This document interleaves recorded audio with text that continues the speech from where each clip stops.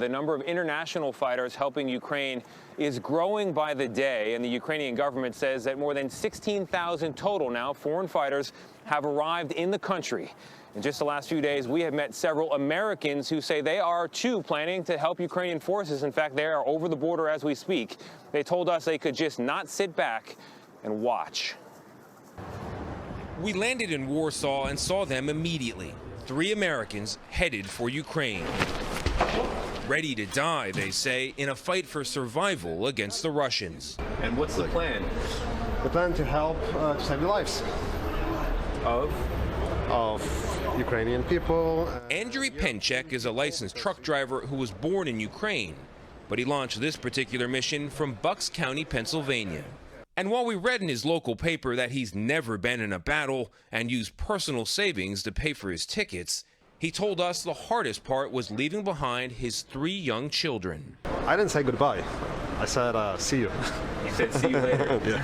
While U.S. soldiers are staying out of Ukraine, everyday Americans like this are not specifically restricted from going in, says acting U.S. Ambassador to Ukraine, Christina Kaveen. What does the American government say to Americans who are volunteering for combat in Ukraine?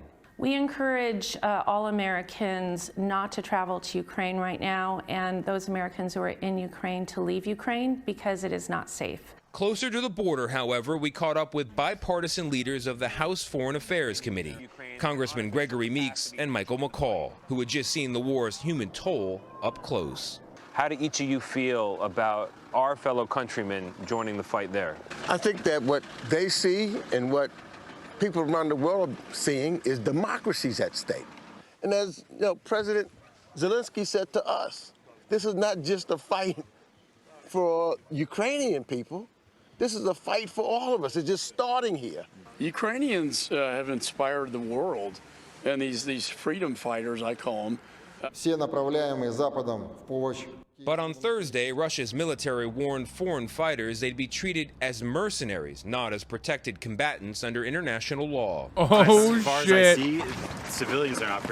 Oh, Jesus, fuck. They're gonna literally ass fuck them. Oh, my God.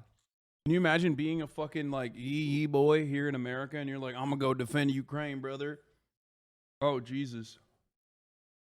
I mean, they'll probably die regardless, but it's still Protected by humanitarian law, so I don't take much credence to anything they say. We spotted Christopher Callis in full body armor walking toward the checkpoint into Ukraine.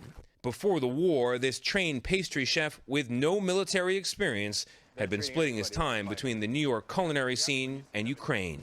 But after evacuating his Ukrainian wife and baby to safety in Portugal, he decided to go back. Not to fight, he says, but to help others. So you're Ukrainian by marriage, but on paper you're an American about to enter Ukraine That's to correct. join the war effort. Yes. Are you worried? I am absolutely worried, yes. But I'm more worried for the people there who are not able to leave. Is this something you're prepared to die for? Yes. I want my child to have a Ukraine to go back to when she's grown up. So we lost contact with Chris for a couple of days, but we did hear from him this morning. No pictures, but he said he is in, quote, deep. As for Andriy's, his group, we did get a picture from them. They are over the border. Take a look at it there. There's a sign with Ukraine on it. And we also noticed there on their car, they brought the American flag with them, still representing. Dude, these guys are fucking insane, man. Actually, like, can you tell people they should go fight if they're warmongering? So these people are doing what you told them to do? I mean, dude, they are, but also still not the smart thing to do.